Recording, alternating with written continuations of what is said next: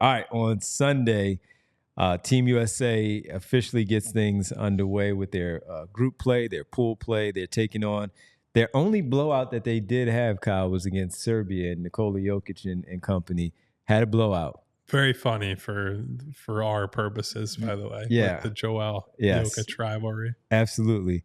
But now it counts. And this is going to be their first matchup. And you mentioned it's going to be on Sunday at 11:15 in the morning. So we'll be up a little bit earlier to watch that game and see how things go. Joel Embiid got off to a slow start in his Olympic career. Since then, he's gotten much better. One of the big highlights that he had, and you talked about it live while we were doing the show because you had the game on. Yeah, I was only like 25% listening to you guys. Yes, and I understand.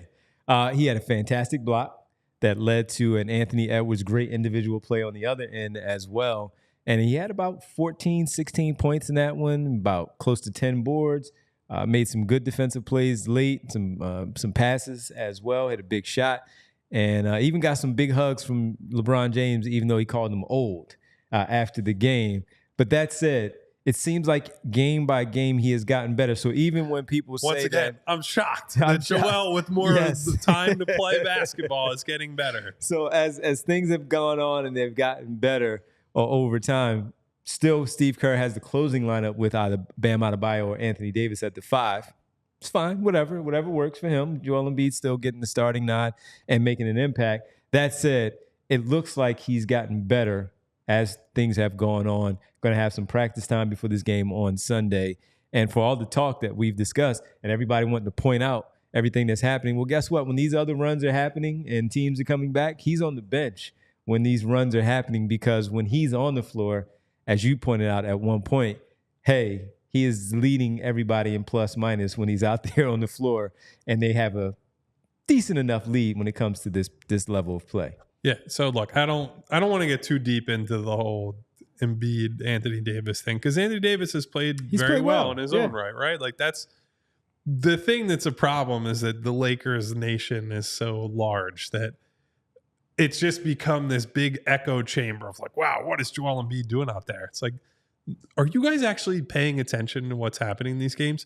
He did start poorly, and there was that first 2.5 games or so a feel of he is a square peg that they're trying to jam through a round hole, right? Mm-hmm. But Joel, being a very talented but also very intelligent basketball player, has clearly shown that he can figure it out and play off of, I think, specifically LeBron and Steph Curry. And while a lot of guys can do that, I think Steve Kerr has really committed to, he wants those guys to start and play together. And it's clear that a lot of the offense and a lot of the sets they're running are designed around that 3-man combination. And set aside whatever's best for Team USA. Like, I don't need to go too deep into the whole argument that's been going on.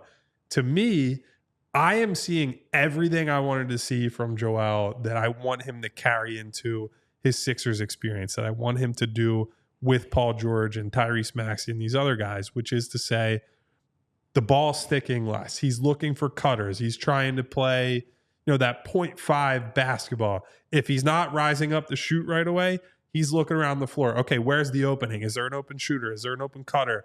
Is there an opportunity for a dribble handoff with Steph Curry or Devin Booker or one of these other guys? Who, by the way, Devin Booker is the guy who really should be getting heat for not fitting into this team, because he's just like getting cardio half the time out there.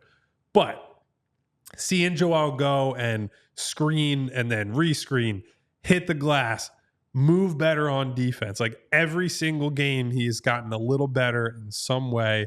And so I'm really excited to now see him. He's got 5 games under his belt with these guys. Yep. Really excited to see that Olympic debut, especially because it is against Serbia. It's a big matchup to open the tournament.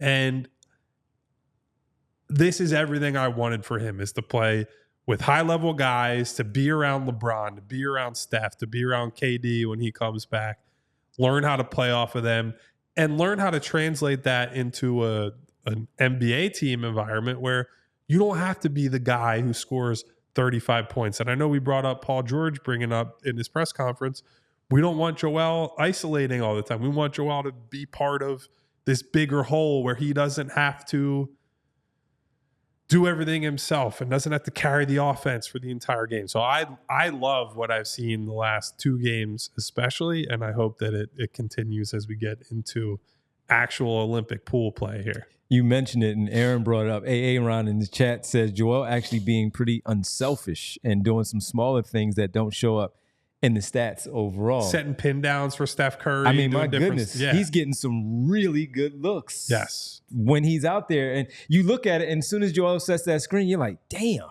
he just laid him out. And Steph has time to size up that shot because he's so wide open because of the screen that Joel sets. The fact that normally we see him, we just talked about the pocket passes from James Harden and Tyrese Maxey. He's not even shooting those right away because he is, I think, overthinking at times and looking for some of those players, even when he has the wide open opportunity to take that shot because he is being unselfish, though. The re-screens that he is setting as well. So he has played much better since that debut in that exhibition game for the showcase against Canada in Las Vegas. And you can see why Steve Kerr said he's going to remain part of the big 3 in that starting lineup because of how good he has been.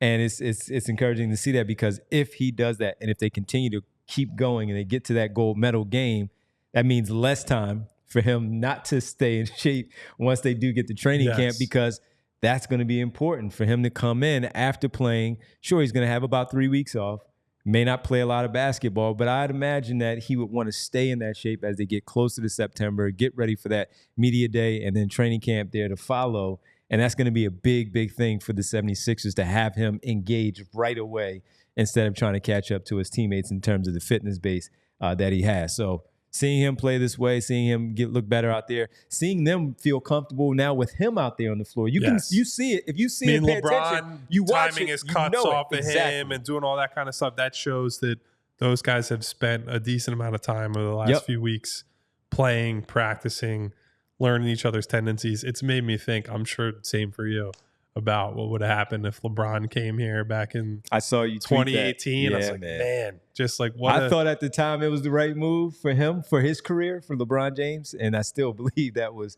even though he did win a championship in Los Angeles, I still think, man, that could have been some fun stuff. That could have been really fun. The other thing that I also think will be a side benefit, some of the whistles he's not getting in FIBA play, maybe that'll teach him to cut down some of the. I'm not saying you have to stop all the foul drawing, because he draws a lot of legitimate fouls, and he knows how to sell contact and do all that, and that's a part of his skill package. But seeing the FIBA refs being like, no, sir, that's not a foul, I think that might end up helping Joel in the long run. So I've been very pleased with what we're seeing from him so far. All silly like the mayor.